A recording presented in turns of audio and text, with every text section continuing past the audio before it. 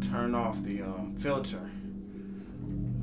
So the first thing I started with was this sound right here. I just kind of played this chord. And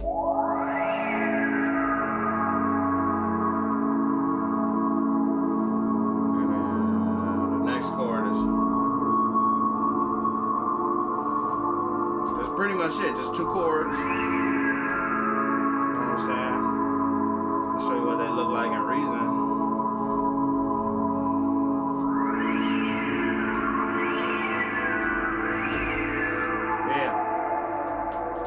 It's a cool little sound. Actually, you can pick that sound up from Pef. It says monologue. Anybody that's in the Reason community know who Pef is.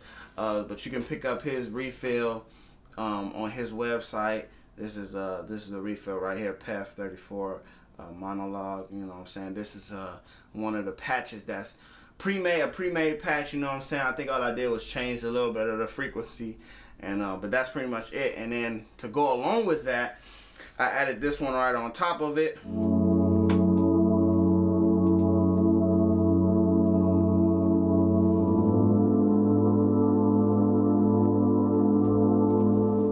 And they have their own kind of like time, but all I did was add a filter to that one, a low pass filter. Low pass filter means it only lets the lows go through. Basically, it cuts the highs by whatever percentage that you allow it to be cut by, and it only lets the low pass go through, hence the name low pass filter. So I did that, and then on top of all of that, I added my own low pass filter to it. And it's just basically, this is just a combinator of a low pass filter that I have. But if you use the combinator, you can program it to have certain variables, so that you can just automatically affect the frequency and the resonance at the same time instead of doing 2 different knobs. So it's basically like a one-touch auto filter. So I just call it an auto filter.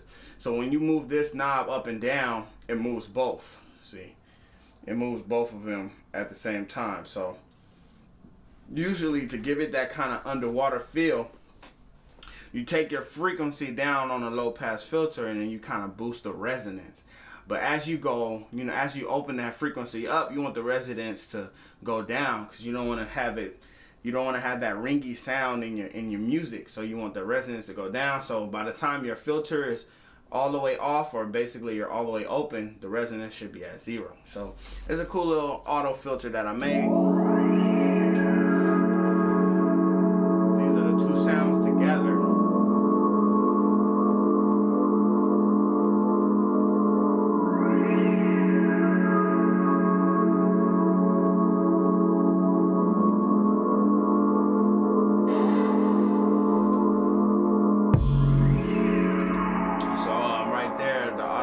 Got cut out, but the automation is supposed to have this automation. This drop right here, is it that little drop? So the automation not kicking in right now. Hold on. Oh, I got it off. My bad.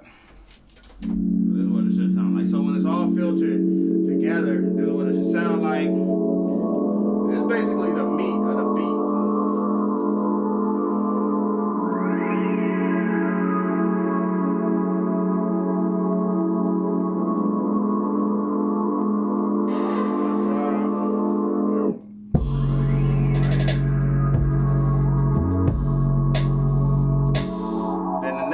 Pretty much that came was the 808. So the 808s is you know what I'm saying.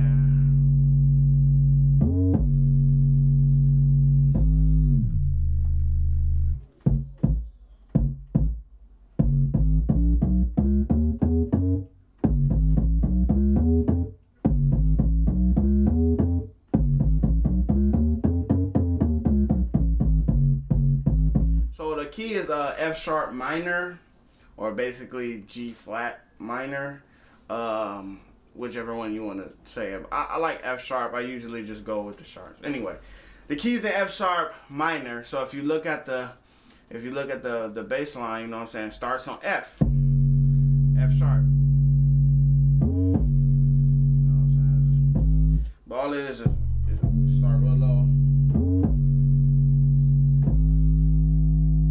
Then we go down there. And then for the second time around, it goes. And all I'm doing is taking my pitch bend. But you gotta make sure you set up your 808, you know what I'm saying? So if you set it up to 12, pitch bend range of 12, that means it's gonna drop down an octave when you go all the way from your base pitch bend all the way down to the bottom pitch bend. It's dropping it down a full octave. So that's how you set that up. And you can go as slow or as fast as you want to go, but as long as you end at the very bottom, you're gonna take it from one note to the octave right below it. You can set it up for 24 if you want. Same thing going up. And that's one easy way. I mean, if you want to play around with it and have fun with the pitch slur, then you can do that. The other thing you can do is kind of turn your portamento up, and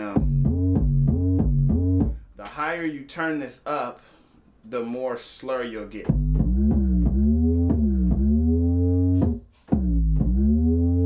But see, to me, it's less control, so I usually keep that kind of low, and I just do what I want to do with the pitch bend. But that was the baseline, you know what I'm saying?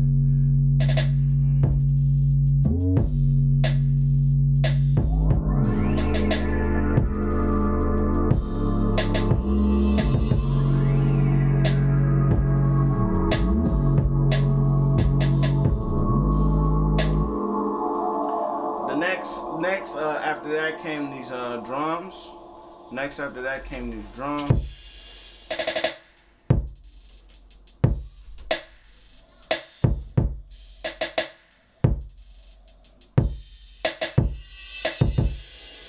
Actually, it pretty much started very simple. It was just.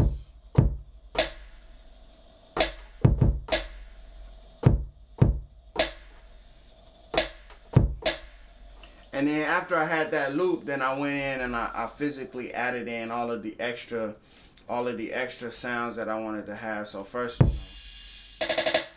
you know what I'm saying, to give it that feel. That's all it was at first. It's kind of like, you know, kind of plain, but we want to build into it. So we set it to 1/64 notes, and then we just draw a couple out. And then from there, holding down your Windows key, basically, Windows key or your Mac control key, holding that down, you just draw in the notes leading up, and that builds your crescendo. You know what I'm saying?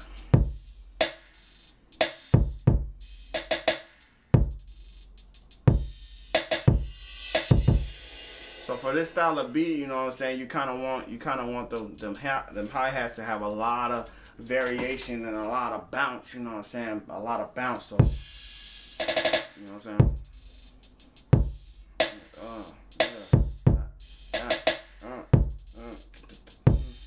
Same thing with that. I usually just lay down the 16. I usually just lay it down, and then I'll go in and I'll physically draw in the notes.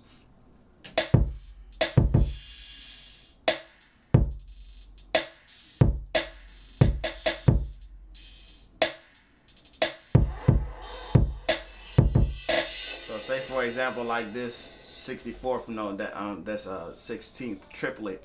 That's right here. You set your snap to 16th triplet. Just draw them in. Boom, boom. You know what I'm saying?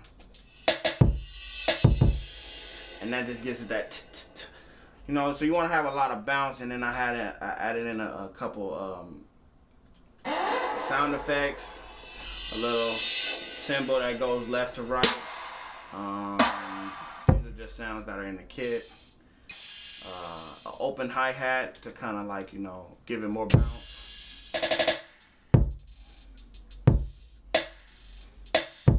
But then like not trying to do too much so that the artists will have some room to, you know what I'm saying, get off on the beat, you know. They have some room. Usually I do these really big beats, but I try to keep this one real simple.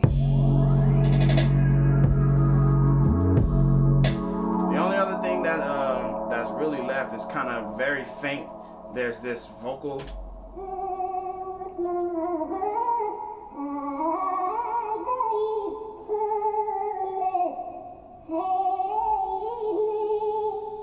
And all that is I dropped some of the frequency out.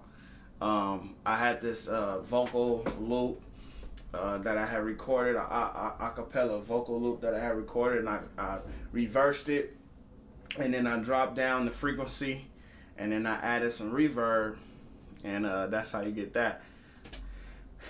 That's cool, because then it's like you don't have to necessarily worry about clearing any samples, because that's something that I recorded, and so I don't have to worry about clearing those samples, and you still get the sound. You get the sample sound.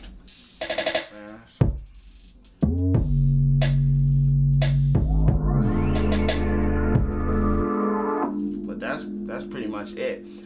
For this part of the beat, I took out the 808 and I added in another kind of bass, one that had some movement. You know what I'm saying? One that kind of does a little dip in and out. You know what I'm saying? So that it changes a little bit. It's not just all the same. Might change some more variation. Yeah, so that's cool. Just added something so that it kind of moves.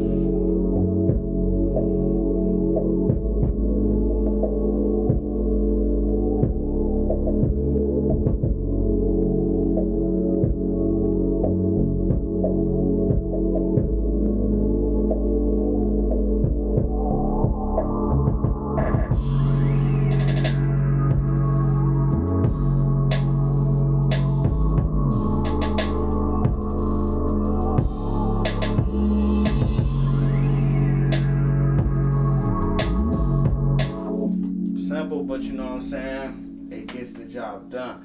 So yeah, that's how I went about making that beat. I titled it Gotta Get You Out of Your Head. Gotta Get You Out of My Head, basically, is what it's supposed to say. Anyway, Gotta Get You Out of My Head, basically like a Tory Lanez, real smooth, Bryson Tiller type track. And yeah, that's how I made that beat. Put it together. Stay tuned for more beat tutorials and more kind of like beat cookups. I'll have some coming pretty soon. I just wanted to drop that. Show you guys what I was working on today, and yeah, I'm gonna be loading that up to the website, chrisreedbeats.net, chrisreedbeats.net. So yeah, you guys, thanks for watching.